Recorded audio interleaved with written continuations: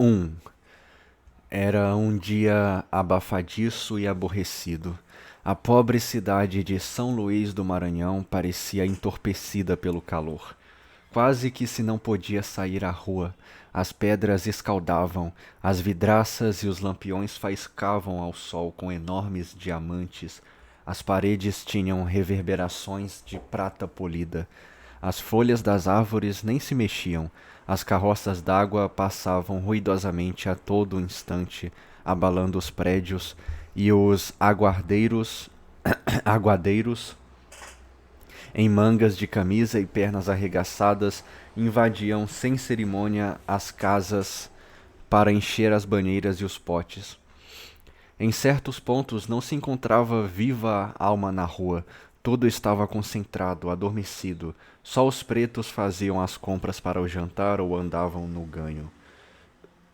A Praça da Alegria apresentava um ar fúnebre, de uma de um casebre miserável de porta e janela ouviam-se gemer os armadores enferrujados de uma rede e uma voz tísica e aflautada de mulher cantar em falsete a gentil Carolina era bela. Acho que faltou uma vírgula aqui, hein? Do outro lado da praça, uma preta velha vergada por intenso tabuleiro de madeira, cujo ceboso, cheio de sangue e coberto por uma nuvem de moscas, apregoava em tom muito arrastado e melancólico: Fígado, rins e coração. Era uma vendedeira de fatos de boi. As crianças nuas com as perninhas tortas pelo costume de cavalgar, as ilhargas maternas, as cabeças avermelhadas pelo sol, a pele crestada, os ventrezinhos amarelentos e crescidos, corriam e guinchavam empinando papagaios de papel. Um ou outro branco, levado pela necessidade de sair, atravessava a rua suado, vermelho, afogueado à sombra de um enorme chapéu de sol. Os cães estendidos pelas calçadas tinham uivos que pareciam gemidos humanos. Movimentos irascíveis mordiam o ar querendo morder os mosquitos. Ao longe, para as bandas de São Pantaleão, ouvia-se apregoar arroz de Veneza, mangas, mocajubas. As esquinas, nas quitandas vazias, fermentavam um cheiro acre de sabão da terra e aguardente. O quitandeiro, assentado sobre o balcão, cochilava a sua preguiça morrinhenta, acariciando o seu imenso e espalmado pé descalço. Da praia de Santo Antônio enchiam toda a cidade os sons invariáveis e monótonos de uma buzina, anunciando que os pescadores chegavam do mar. Para lá convergiam apressadas e cheias de interesse as peixeiras, quase todas negras, muito gordas, o tabuleiro na cabeça rebolando os grossos quadris trêmulos e as tetas opulentas. A Praia Grande e a Rua da Estrela contrastavam todavia com o resto da cidade, porque era aquela hora justamente a de maior movimento comercial. Em todas as direções cruzavam-se homens esbofados e rubros, cruzavam-se os negros no carreto e os caixeiros que estavam em serviço na rua. Avoltavam os paletós sacos de brim pardo mosqueados nas espáduas e nos sovacos por grandes manchas de suor. Os corretores de escravos examinavam à plena luz do sol os negros e moleques que ali estavam para ser vendidos. Restavam-lhe os dentes, os pés e as virilhas. Faziam-lhes perguntas sobre perguntas. Batiam-lhes com a biqueira do chapéu nos ombros e nas coxas, experimentando-lhes o vigor da musculatura, como se estivessem a comprar cavalos. Na casa da praça, debaixo das amendoeiras, nas portadas dos armazéns, entre pilhas de caixões de cebolas e batatas portuguesas, discutiam-se o câmbio, o preço do algodão, a taxa do açúcar, a tarifa dos gêneros nacionais. Volumosos comendadores resolviam negócios, faziam transações, perdiam, ganhavam, tratavam de embarrilar uns aos outros, com muita manha de gente de negócios, falando uma gíria só deles, trocando chalaças pesadas, mas em plena confiança de amizade. Os leiroeiros cantavam em voz alta o preço das mercadorias. Cantavam em voz alta o preço das mercadorias, o preço das mercadorias, com um abrimento afetado de vogais. Diziam: mal-réis em vez de mil-réis. À porta dos leilões aglomeravam-se os que queriam comprar e os simples curiosos. Corria um quente e grosseiro zum-zum de feira. O leiroeiro tinha piscos de olhos significativos, de martelo em punho, entusiasmado. O ar trágico mostrava com o braço erguido um cálice de cachaça, ou, comicamente acocorado, esbrocava com o furador os paneiros de farinha e de milho, e quando chegava a ocasião de ceder a fazenda, repetia o preço muitas vezes gritando, e afinal batia o martelo com grande barulho, arrastando a voz em um tom cantado e estridente. Viam-se deslizar pela praça os impotentes e monstruosos abdômenes dos capitalistas. Viam-se cabeças escarlates e descabeladas, gotejando suor por debaixo do chapéu de pelo, risinhos de proteção, bocas sem bigode dilatadas pelo calor, perninhas espertas e suadas na calça de brim de Hamburgo. E toda esta atividade, posto que um tanto fingida, era geral e comunicativa. Até os ricos ociosos que iam para ali encher o dia e os caixeiros que faziam ser até os próprios vadios desempregados aparentavam diligência e prontidão. A varanda do sobrado de Manuel Pescada, uma varanda larga e sem forro no teto, deixando ver as ripas e os caibros que sustentavam as telhas, tinha um aspecto mais ou menos pitoresco com a sua bela vista sobre o rio Bacanga e as suas rótulas pintadas de verde Paris. Toda ela abria para o quintal estreito e longo, onde à míngua de sol se mirravam duas tristes pitangueiras e passeava solenemente um pavão da terra. As paredes barradas de azulejos portugueses e para o alto cobertas de papel pintado mostravam nos seus desenhos repetidos de assuntos de caça alguns lugares sem tinta cujas manchas brancacentas traziam a ideia joelheiras de calças surradas. Ao lado, dominando a mesa de jantar, aprumava-se um velho armário de jacarandá polido, muito bem tratado, com as vidraças bem limpas, expondo as pratas e as porcelanas de gosto moderno. A um canto dormia, esquecida na sua caixa de pinho envernizado, uma máquina de costura de Wilson, das primeiras que chegaram ao Maranhão. Nos intervalos das portas, simetrizavam-se 4 estudos de Julian, representado em litografia as estações do ano. Defronte do guarda-louça, um relógio de corrente embalava melancolicamente a sua pêndula do tamanho de um prato e apontava para as 2 horas da tarde. Não obstante, ainda permanecia sobre a mesa a louça que servira ao almoço. Uma garrafa branca com os restos de vinho de Lisboa cintilava a claridade reverberante que vinha do quintal. De uma gaiola dependurada entre as janelas desse lado, chilreava um sabiá. Fazia preguiça estar ali. A viração do bacanga refrescava o ar da varanda e dava ao ambiente um tom morno e aprazível. Havia a aquietação dos dias inúteis, uma vontade laça de fechar os olhos e esticar as pernas. Lá defronte, nas margens opostas do rio, a silenciosa vegetação do anjo da guarda estava a provocar boas cestas sobre o capim, debaixo das mangueiras. As árvores pareciam abrir de longe os braços, chamando a gente para a calma tepidez das suas sombras. Então, Ana Rosa, que me respondes? Disse Manuel, esticando-se mais na cadeira em que se achava assentado, à cabeceira da mesa em frente da ilha. Bem sabes que te não contrario, desejo este casamento, mas em primeiro lugar convém saber se ele é do teu gosto. Vamos, fala.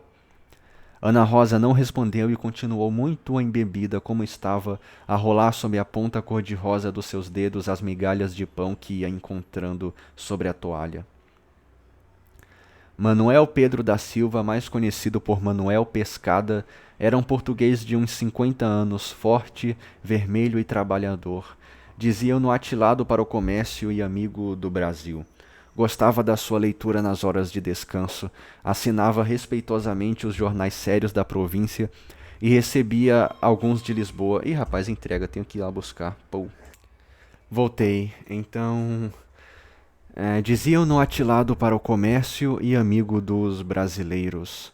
Gostava da sua leitura nas horas de descanso. Assinava respeitosamente os jornais sérios da província e recebia alguns de Lisboa. Em pequeno meteram-lhe na cabeça vários trechos do Camões e não lhe esconderam de todo o nome de outros poetas. Não esconderam e não lhe esconderam de todo o nome de outros poetas.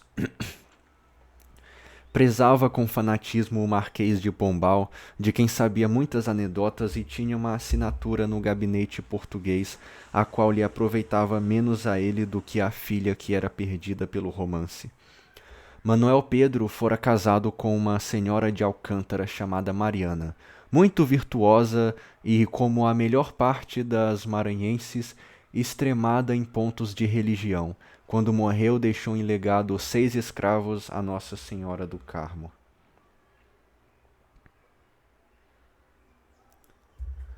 Bem triste foi essa época, tanto para o viúvo como para a filha orfanada, coitadinha, justamente quando mais precisava do amparo maternal. Nesse tempo moravam no Caminho Grande, numa casinha térrea, para onde a moléstia de Mariana os levara em busca de ares mais benignos. Manuel, porém, que era já então negociante e tinha o seu armazém na Praia Grande, mudou-se logo com a pequena para o sobrado da Rua da Estrela, em cujas lojas prosperava havia 10 anos no comércio de fazendas por atacado. Para não ficar só com a filha que se fazia uma mulher, convidou a sogra, Dona Maria Bárbara, a abandonar o sítio em que vivia e ir morar com ele e mais a neta. A menina precisava de alguém que a guiasse, que a conduzisse. Um homem nunca podia servir para essas coisas. E se fosse a meter em casa uma preceptora, meu bom Jesus, que não diriam por aí? No Maranhão fala-se de tudo. Dona Maria Bárbara, que se decidisse a deixar o mato e fosse de muda para a Rua da Estrela, não teria que se arrepender. Havia de estar como em sua própria casa, bom quarto, boa mesa e plena liberdade. O negócio das vírgulas aqui do Aloísio é umas vírgulas meio estranhas, né? Parece que falta. A velha aceitou e lá foi, arrastando seus 50 e tantos anos, alojar-se em casa do genro com um batalhão de moleques, suas crias, e com os cacaréus ainda do tempo do defunto marido. Em breve, porém, o bom português estava arrependido do passado que dera. Dona Maria Bárbara, apesar de muito piedosa, apesar de não sair do quarto sem vir bem penteada, sem lhe faltar nenhum dos cachinhos de seda preta com que ela emoldurava disparatadamente o rosto enrugado e macilento, apesar do seu grande fervor pela igreja e apesar das missas que papava por dia, Dona Maria Bárbara, apesar de tudo isso, saíra-lhe má dona de casa. Era uma fúria, uma víbora, dava nos escravos por hábito e por gosto, só falava a gritar, e quando se punha a ralhar, Deus nos acuda, incomodava toda a vizinhança, insuportável. Maria Bárbara tinha o verdadeiro tipo das velhas maranhenses criadas na fazenda. Tratava muito dos avós, quase todos portugueses, muito orgulhosa, muito cheia de escrúpulos de sangue. Quando falava nos pretos, dizia os sujos, e quando se referia a um mulato, dizia o cabra. Sempre fora assim. E como devota não havia outra. Em Alcântara tivera uma capela de Santa Bárbara e obrigava a sua escravatura a realizar aí todas as noites em coro, de braços abertos, às vezes algemados. Lembrava-se com grandes suspiros do marido do seu João Hipólito, um português fino, de olhos azuis e cabelos louros.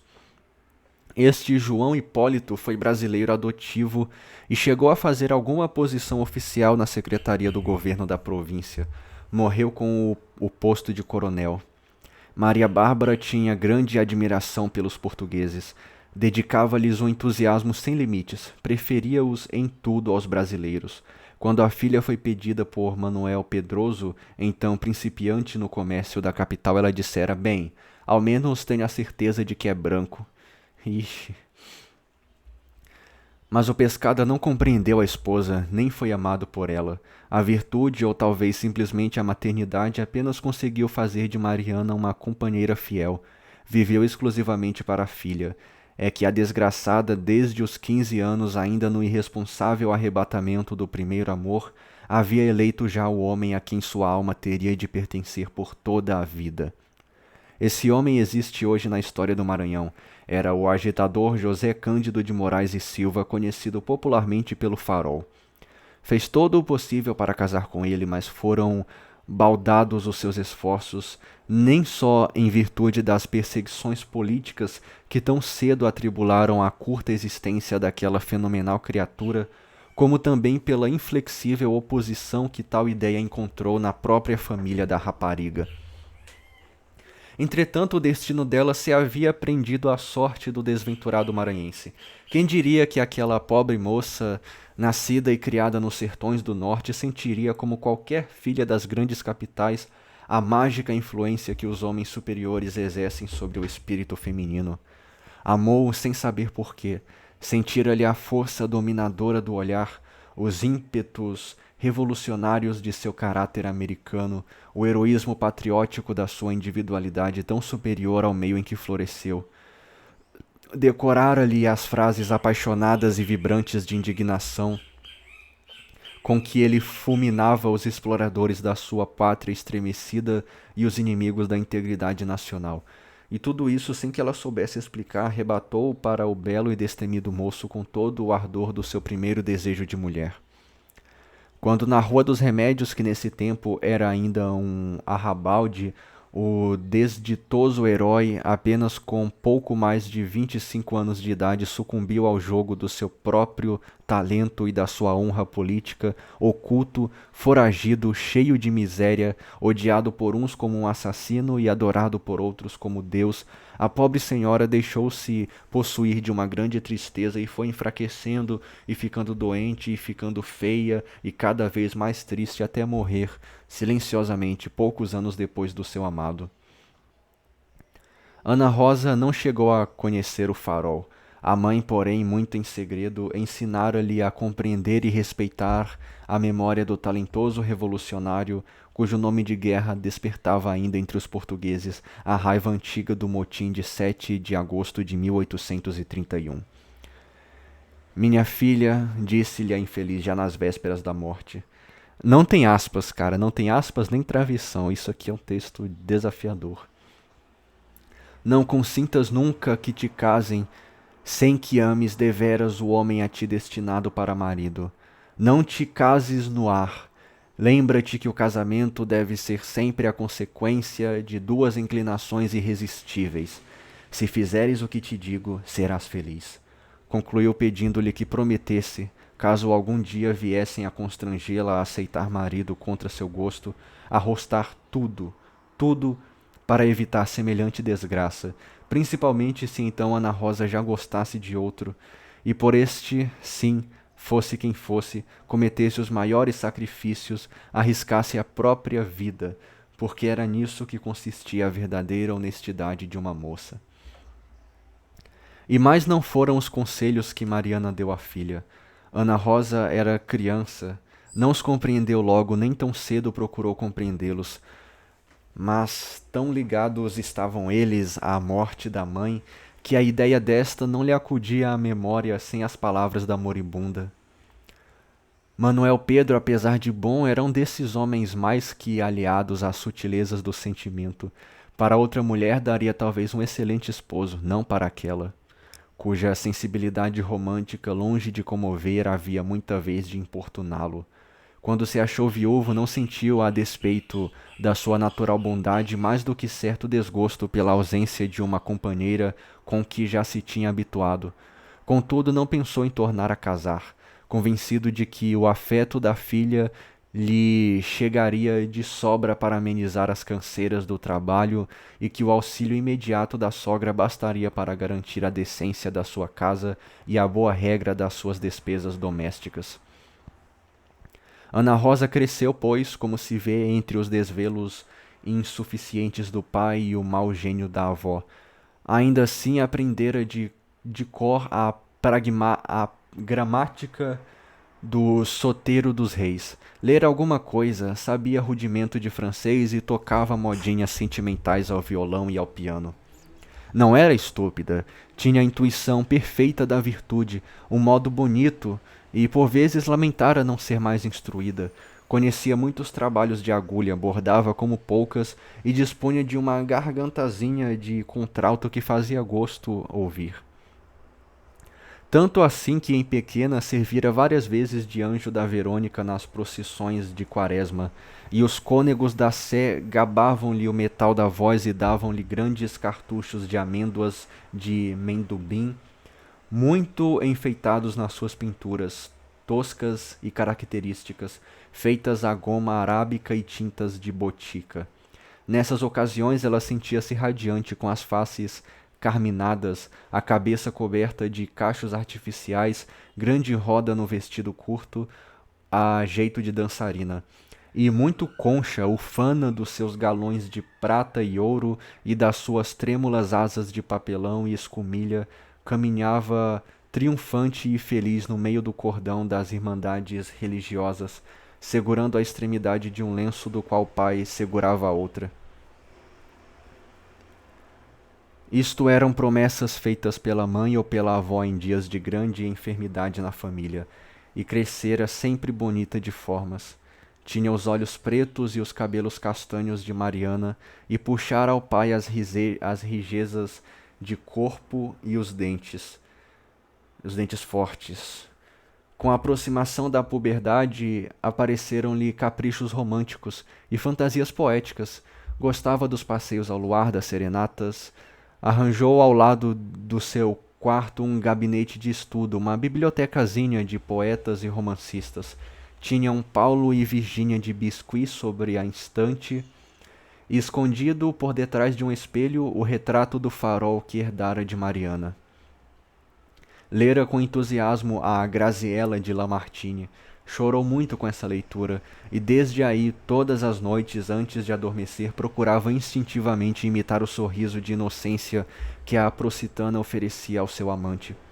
Praticava bem com os pobres, adorava os passarinhos e não podia ver matar perto de si uma borboleta. Era um bocadinho supersticiosa, não queria as chinelas emborcadas debaixo da rede e só aparava os cabelos durante o quarto crescente da lua. Não que acreditasse nessas coisas, justificava-se ela, mas fazia porque os outros faziam. Sobre a cômoda havia muito tempo tinha uma estampa litográfica e colorida de Nossa Senhora dos Remédios e rezava-lhe todas as noites antes de dormir. Nada conhecia melhor e mais agradável do que um passeio ao Cutim, e quando soube que se projetava uma linha de bondes até lá, teve uma satisfação violenta e nervosa. Feitos os 15 anos, ela começou pouco a pouco a descobrir em si estranhas mudanças. Percebeu, sentiu que uma transformação importante se operava no seu espírito e no seu corpo. Sobressaltavam-na terrores infundados, acometiam-na tristeza sem motivo justificável. Um dia, afinal, acordou mais preocupada, assentou-se na rede a cismar, e com surpresa reparou que os seus membros ultimamente se tinham arredondado. Notou que em todo o seu corpo a linha curva suplantara a reta e que as suas formas eram já completamente de mulher. Veio-lhe então um sobressalto de contentamento, mas logo depois caiu a entristecer. Sentia-se muito só. Não lhe bastava o amor do pai e da velha Bárbara. Queria uma afeição mais exclusiva, mais dela. Lembrou-se dos seus namoros. Riu-se, coisas de criança. Aos 12 anos namorara um estudante do liceu. Haviam conversado 3 ou 4 vezes na sala do pai e punham-se deveras apaixonados um pelo outro. O estudante seguiu para a escola central da corte e ela nunca mais pensou nele. Depois foi um oficial de marinha, Como lhe ficava bem a farda, que moço engraçado, bonito, e como sabia vestir-se. Ana Rosa chegou a principiar a bordar um par de chinelas para lhe o oferecer. Antes, porém, de terminado o primeiro pé, já o bandoleiro havia desaparecido com a corveta baiana. Seguiu-se um empregado do comércio, muito bom rapaz, muito cuidadoso da roupa e das unhas. Parecia-lhe que ainda estava a vê-lo todo metódico, escolhendo palavras para lhe pedir a subida honra de dançar com ele uma quadrilha. Ah, tempos, tempos!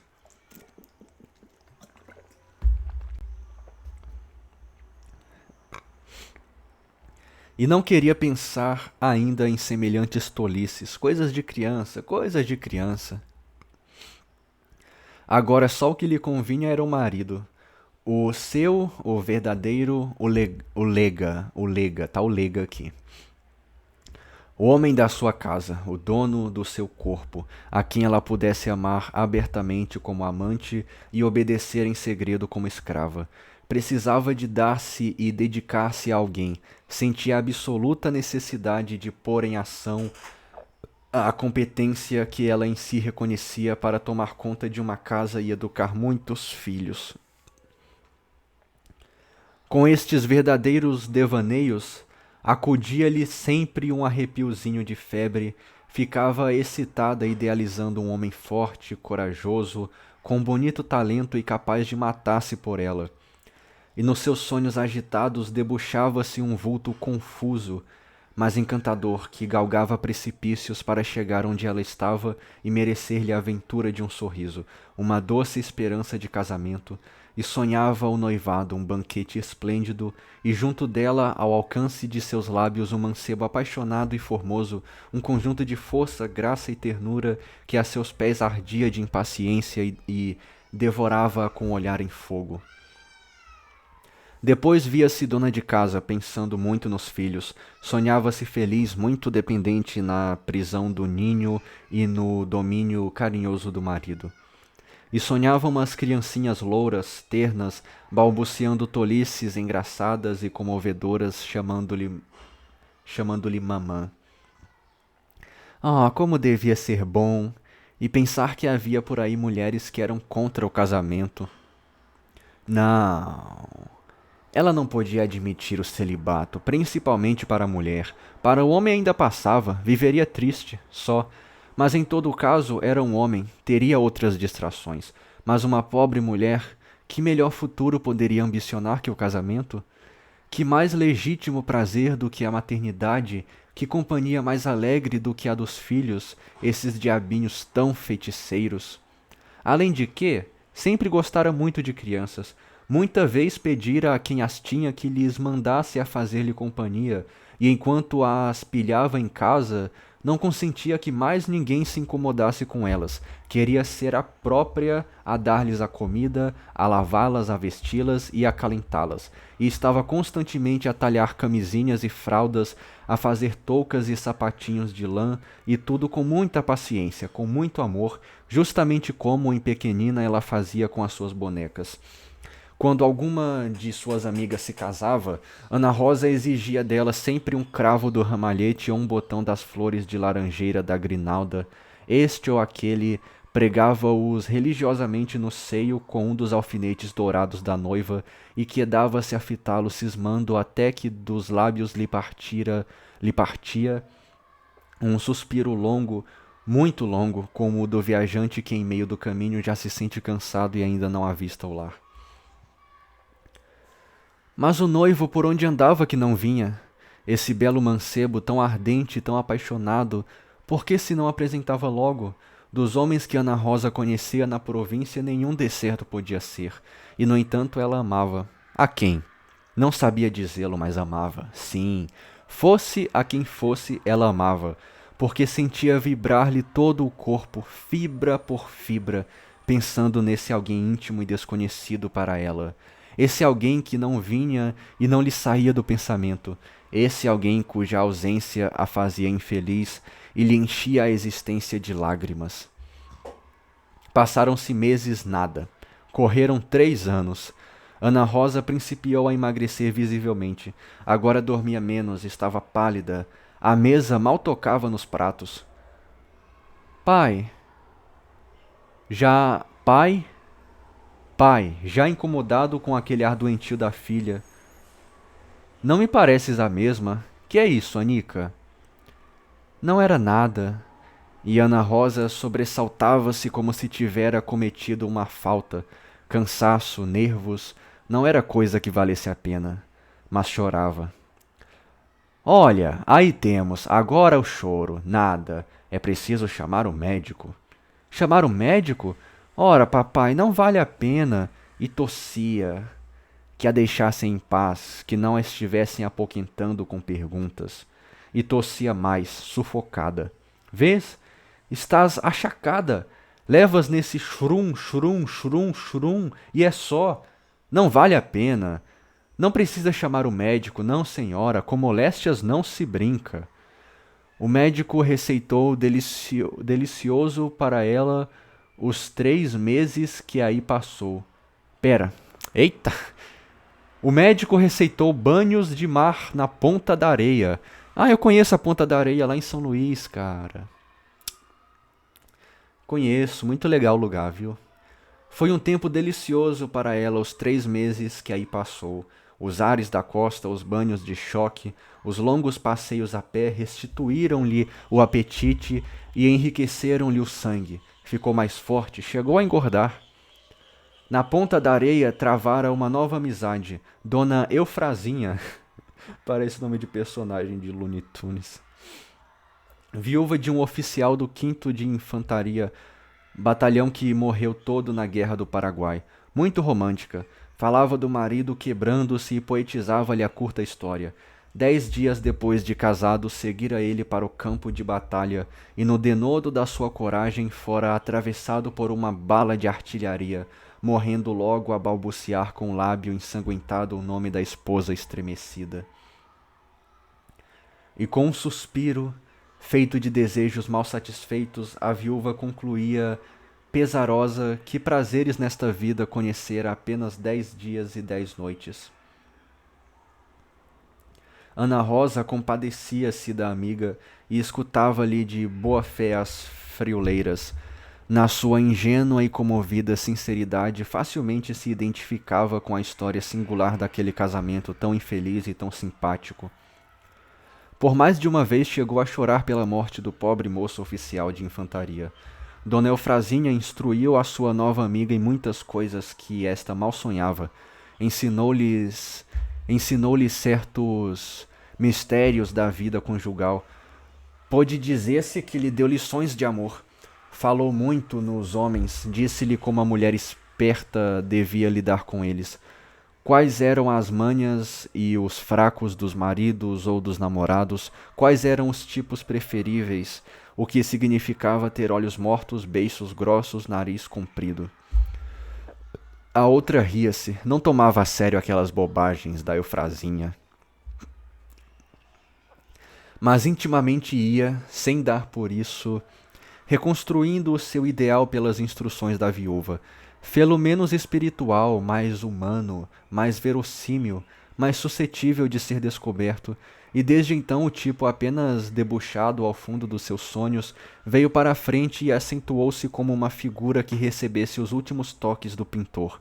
E depois de vê-lo bem correto, bem emendado e pronto, amou ainda mais, muito mais, tanto quanto o amaria se ele fora com efeito uma realidade.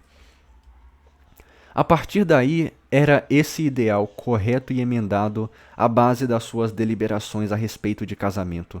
Era a bitola por onde ela aferia todo aquele que a requestasse. Se o pretendente não tivesse o nariz, o olhar, o gesto, o conjunto, enfim, de que constatava o padrão, podia desde logo perder a esperança de cair nas graças da filha de Manuel Pedro. Eufrasinha mudou-se para a cidade. Ana Rosa já lá estava, visitaram-se. E estas visitas, que se tornaram muito íntimas e repetidas, serviram mutuamente de consolo ao afincado celibato de uma e à precoce viuvez da outra.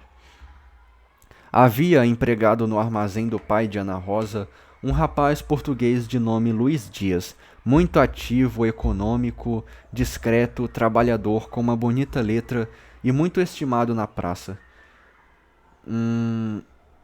Empregado no armazém do pai de Ana Rosa, tal Luiz Dias. Contavam a seu favor invejáveis partidas de tino comercial, e ninguém seria capaz de dizer mal de tão excelente moço. Ao contrário, quase sempre que falavam dele diziam coitado, e este coitado era inteiramente sem razão de ser, porque ao Dias, graças a Deus, nada faltava. Tinha casa, comida, roupa lavada e engomada, e ainda por cima os cobres do emprego. Mas a coisa era que o diabo do homem, apesar das suas prósperas circunstâncias, impunha certa lástima, impressionava com seu eterno ar de piedade, de súplica, de resignação e humildade. Fazia pena, incutia dó em quem o visse tão submisso, tão passivo, tão pobre rapaz, tão besta de carga.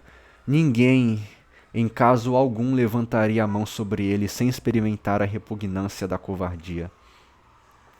Elogiavam-no, entretanto, que não fossem atrás daquele ar modesto, porque ali estava um empregadão de truz.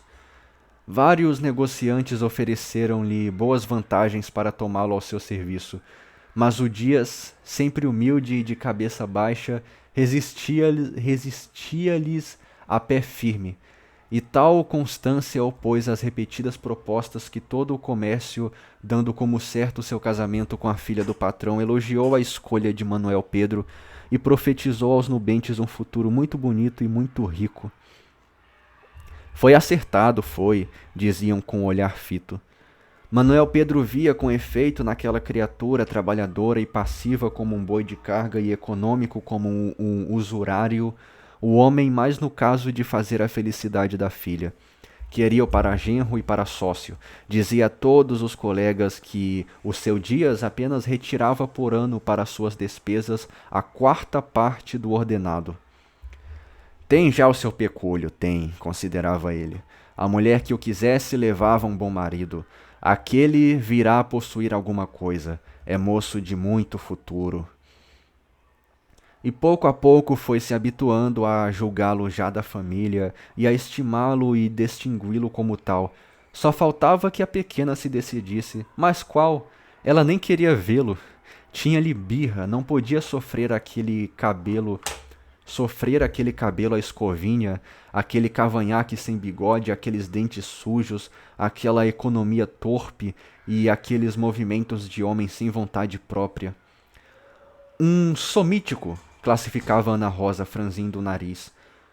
Uma ocasião o pai tocou-lhe no casamento. Com o Dias? Perguntou espantada. Sim. Ora, papai! E soltou uma risada. Manuel não se animou a dizer mais palavra.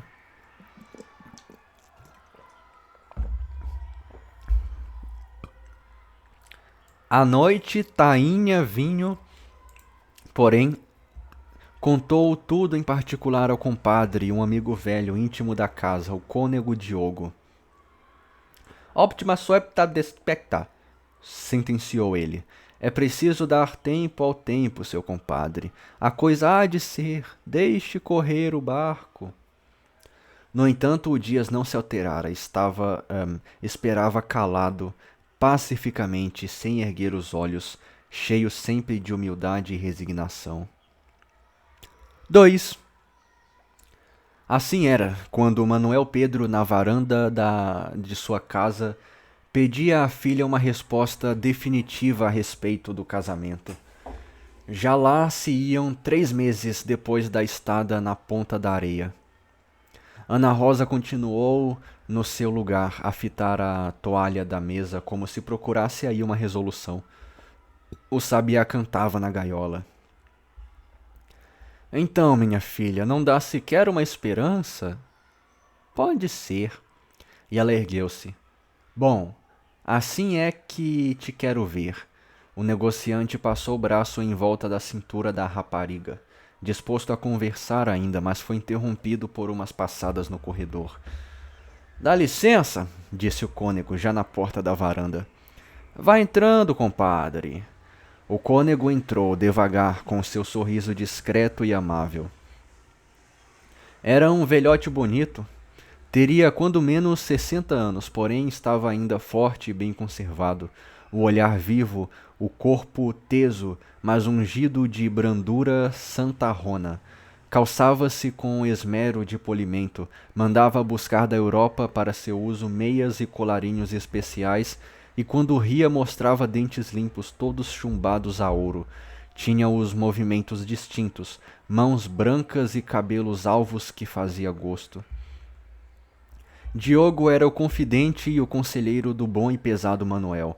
Este não dava um passo sem consultar o compadre. Formara-se em Coimbra, donde contava maravilhas, um bocadinho rico, e não relaxava o seu passeio a Lisboa. De vez em quando, para descarregar anos da costa, explicava ele a rir. Logo que entrou, deu a beijar a Ana Rosa o seu grande e trabalhado anel de ametista, obra do Porto feita de encomenda, e batendo-lhe na face com a mão fina e impregnada de sabonete inglês. Então, minha filha, como vai essa bizarria?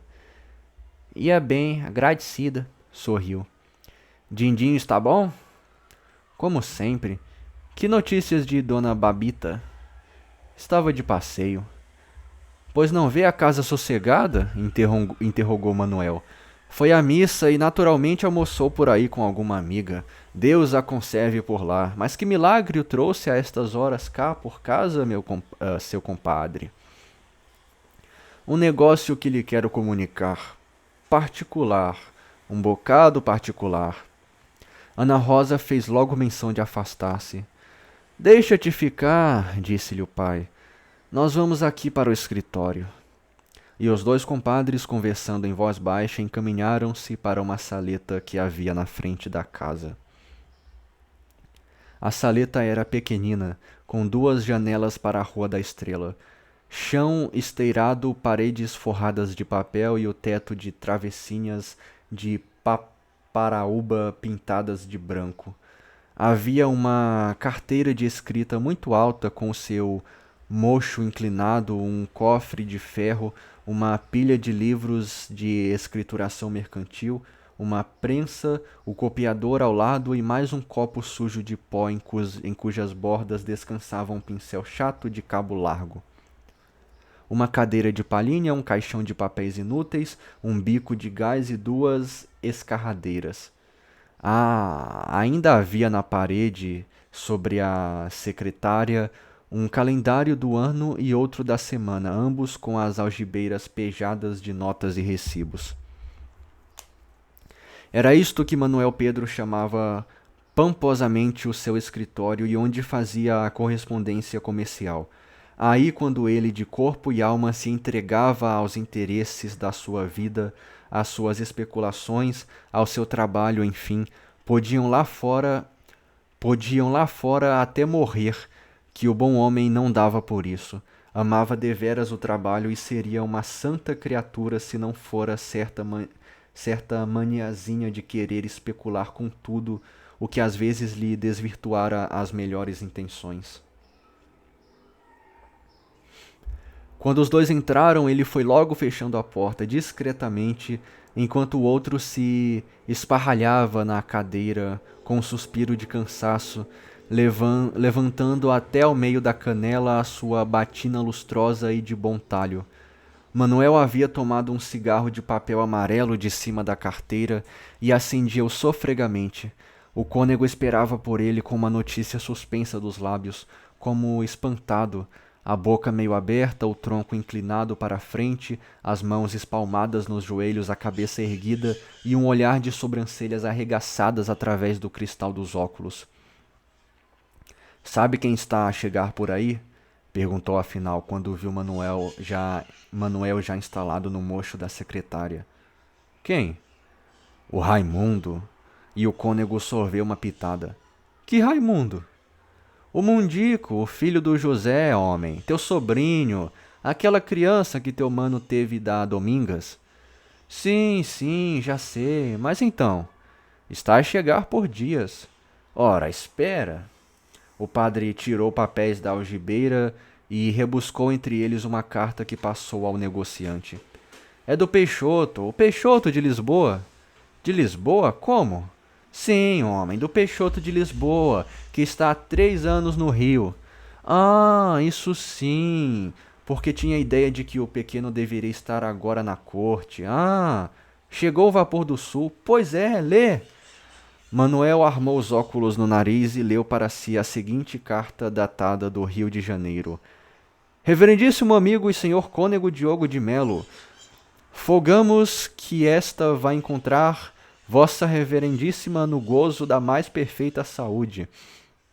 Temos por fim de comunicar a Vossa Reverendíssima que no paquete de 15 do corrente segue para essa capital o Dr. Raimundo José da Silva, de quem nos encarregou Vossa Reverendíssima e o Sr. Manuel Pedro da Silva, quando ainda nos achávamos estabelecidos em Lisboa. Temos também a declarar, se bem que já em tempo competente o houvéssemos feito, que envidamos então os melhores esforços para conseguir do nosso recomendado ficasse empregado em nossa casa comercial e que, visto não conseguirmos, tomamos logo a resolução de remetê-lo para Coimbra com o fim de formar-se ele em teologia, o que igualmente não se realizou porque, feito o curso preparatório, escolheu o nosso recomendado a carreira de direito, na qual se acha formado com distinções e bonitas notas. Cumpre-nos ainda declarar com prazer a Vossa Reverendíssima que o Dr. Raimundo foi sempre apreciado pelos seus lentes e condiscípulos e que tem feito boa figura tanto em Portugal como depois na Alemanha e na Suíça e como ultimamente nesta corte, onde, segundo diz ele, tencionava fundar uma empresa muito importante. Mas antes de estabelecer-se aqui, deseja o Dr. Raimundo efetuar nessa província a venda de terras e outras propriedades de que aí dispõe, e com esse fim segue. Por esta mesma via escrevemos ao Sr. Manuel Pedro da Silva, a quem novamente prestamos contas das despesas que fizemos com o sobrinho. Seguiam-se cumprimentos do estilo. Manuel, terminada a leitura, chamou o Benedito, um moleque da casa, e ordenou-lhe que fosse ao armazém saber se havia já chegado a correspondência do sul. O moleque voltou pouco depois, dizendo que ainda não, senhor, mas que seu Dias a fora buscar ao correio. Homem, ele é isso! Exclamou Pescada. O rapaz está bem encaminhado. Quer liquidar o que tem por cá e estabelecer-se no Rio. Não, sempre é outro futuro. Ora! Ururururur! Soprou o cônego em 3 tempos. Nem falemos nisso. O Rio de Janeiro é o Brasil. Ele faria uma grandíssima asneira se ficasse aqui. Se faria. Até lhe digo mais. Nem precisava cá vir, porque, continuou Diogo abaixando a voz, ninguém aqui lhe ignora a biografia. Todos sabem de quem ele saiu. Que não viesse, não, Diogo, porque, enfim, quem quer vai e quem não quer manda, como lá diz o outro. Mas é chegar, aviar o que tem a fazer e levantar de novo o ferro. Ai, ai. E demais, que diabo ficava ele fazendo aqui, enchendo as ruas de pernas e gastando pouco que tem? Sim, que ele tem alguma coisinha para roer, tem aquelas moradas de casa em São Pantaleão, tem o seu punhado de ações, tem o Jimbo cá na casa, onde por bem dizer é sócio comanditário, e tem as fazendas do Rosário, isto é, a fazenda, porque é tapera. Essa é que ninguém a quer, observou o cônego, e ferrou o olhar num ponto, deixando perceber que alguma triste reminiscência o dominava.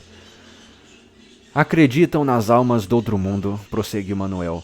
O caso é que nunca mais consegui dar-lhe destino, pois, olhe, o seu compadre, aquelas terras são bem boas para a cana.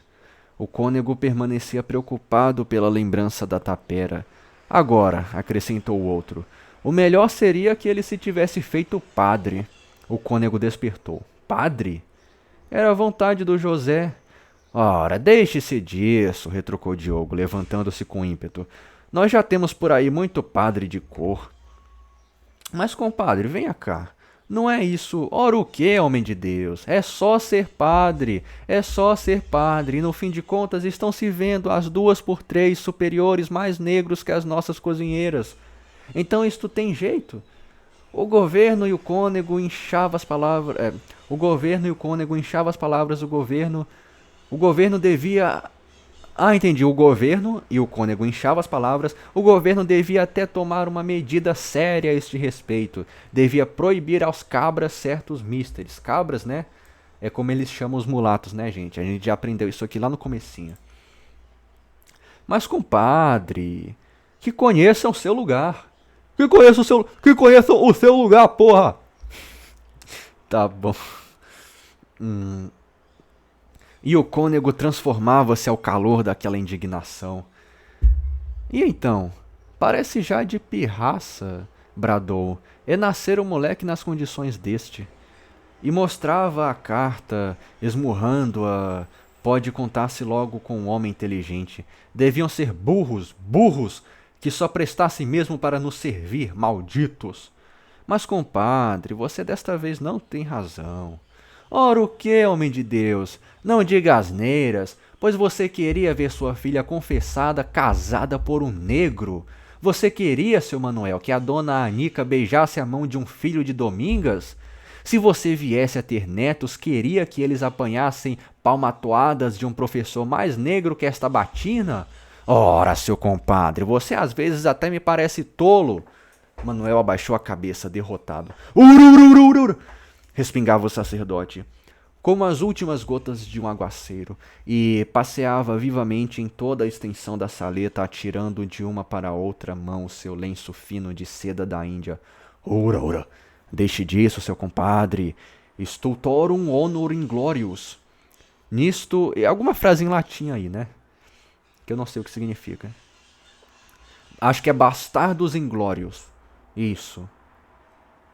Nisto bateram à porta. Era o Dias com a correspondência do sul. Deca. A carta de Manuel pouco adiantava da outra. Mas afinal, o que acha você, compadre? Disse ele, passando a carta ao cônego depois de a ler. Que diabo posso achar? A coisa está feia por si. Deixe correr o barco. Você não disse uma vez que queria entrar em negócio com a fazenda do Cancela? Não há melhor ocasião. Trate-a com o próprio dono. Mesmo as casas de São Pantaleão convinham-lhe. Olhe se elas a dessem em conta. Olhe, se ele as desse em conta, eu talvez ficasse com alguma. Mas o que eu digo, compadre, é se devo recebê-lo na qualidade de meu sobrinho. Sobrinho bastardo, está claro. Que diabo tem você com as cabeças de seu mano, José? Oh, meça! Mas, compadre, você acha que não me fica mal? Mal por quê, homem de Deus? Isso nada tem que ver com você. Lá, isso é verdade. Ah, outra coisa. Devo hospedá-lo aqui em casa? É. Por um lado, devia ser assim. Todos sabem as obrigações que você deve ao defunto José e poderiam boquejar por aí, no caso que não lhe hospedasse o filho. Mas, por outro lado, meu amigo, não sei o que lhe diga. E depois de uma pausa em que o outro não falou: Homem, seu compadre, isto de meter rapazes em casa é o diabo. De sorte que hominem aditum malis prejudica. Manuel não compreendeu, porém acrescentou: Mas eu hospedo constantemente os meus fregueses do interior. Isso é muito diferente. E meus caixeiros não moram aqui comigo? Sim, disse o cônego, impacientando-se. Mas os pobres dos caixeiros são todos uns moscas mortas, e nós não sabemos a que nos saiu o tal doutor de Coimbra. Homem, compadre, o Melro vem de Paris, deve estar mitrado. Talvez não. Sim, mas é mais natural que esteja. E o cônego entumecia a papada com certo ar experimentado. Em todo caso, arriscou Manuel, é por pouco tempo, talvez coisa de 1 mês. E sopeando a voz discretamente com medo: Além disso, não me convinha desagradar o rapaz. Sim, tenho de entrar em negócio com ele. E isto cá para nós seria uma fineza que me ficava a dever, porque enfim, você sabe que... Ah! Interrompeu o cônego, tomando uma nova atitude. Isso é outro cantar. Por aí é que você devia ter principiado. Sim, tornou Manuel com mais ânimo. Você bem sabe que não tenho obrigação de estar a moer-me com o nhonhô mundico, e se bem que... Pitio! Fez o padre, cortando a conversa e disse: hospede o homem. E saiu da saleta, revestindo logo o seu pachorrento e estudado ar de santarrão. Ao chegarem à varanda, Ana Rosa, já em trajes de passeio, os esperava para sair toda debruçada no parapeito da janela e derramando sobre o bacanga um olhar mole e cheio de incertezas. Então, sempre te resolveste, minha caprichosa? Disse o pai. E contemplava a filha com um risinho de orgulho. Ela estava realmente boa com o seu vestido muito alvo de fustão, alegre, todo cheirando aos jasmins da gaveta com o seu chapéu de palhinha de Itália, emoldurando o rosto oval, fresco e bem feito. Com o seu cabelo castanho, farto e sedoso, que aparecia em bandós no alto da cabeça e reaparecia no pescoço enrodilhado despretensiosamente. Tinha dito que não ias... Vai se vestir, papai. E assentou-se. Lavou, lavou. Manuel bateu no ombro do cônego.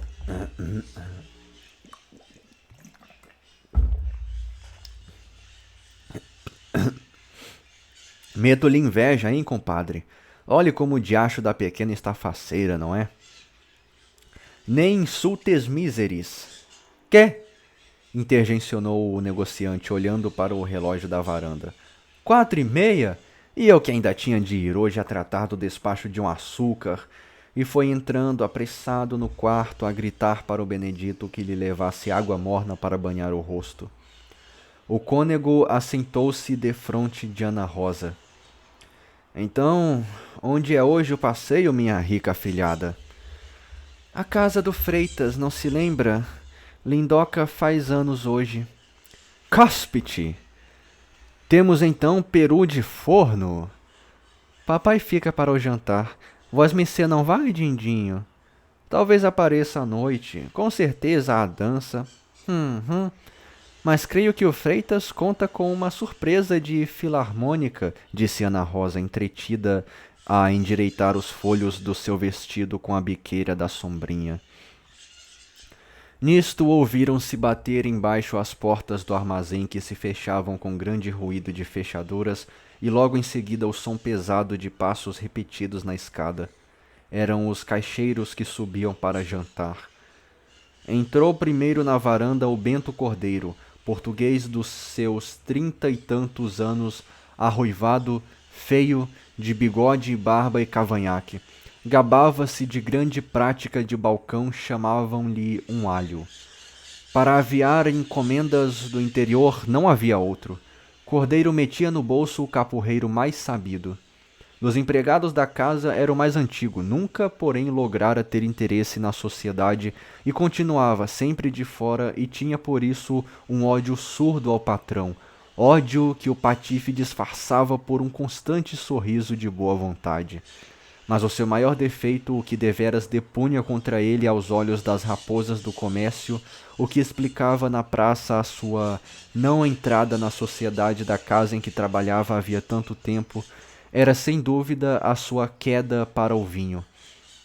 Aos domingos metia-se na tiorga e ficava de todo insuportável.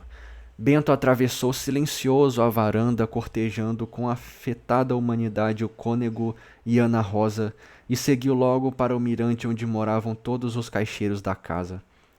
O segundo a passar foi Gustavo de Vila Rica, simpático e bonito mocetão de 16 anos, com as suas soberbas cores portuguesas que o clima do Maranhão ainda não tinha conseguido destruir. Estava sempre de bom humor, lisonjeava-se de um apetite inquebrantável e de nunca haver ficado de cama no Brasil.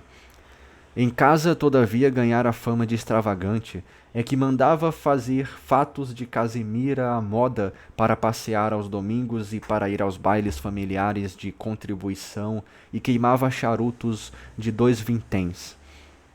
O grande defeito deste era uma assinatura no gabinete português, o que levava a boa gente do comércio a dizer que ele era um grande biltre, um peralta que estava sempre procurando o que ler. O Bento Cordeiro brodava-lhe às vezes furioso. Com os diabos, o patrão já lhe tem dado a entender que não gosta de caixeiros amigos de Gazeta. Se você quer ser tratado, vá para Coimbra, seu burro. Gustavo ouvia constantemente. Nossa, tá aqui, ouvia, né? Ouvia. Gustavo ouvia constantemente destas e doutras amabilidades, mas que fazer? Precisava ganhar a vida. O outro era caixeiro mais antigo na casa, conformava-se sem respingar e em certas ocasiões até satisfeito graças ao seu bom humor. Ao passar pela varanda foi menos brusco no seu cumprimento à filha do patrão. Chegou mesmo a parar, sorrir e dizer, inclinando a cabeça: Minha senhora! O cônego teve uma risota. Que mitra! Julgou com seus botões.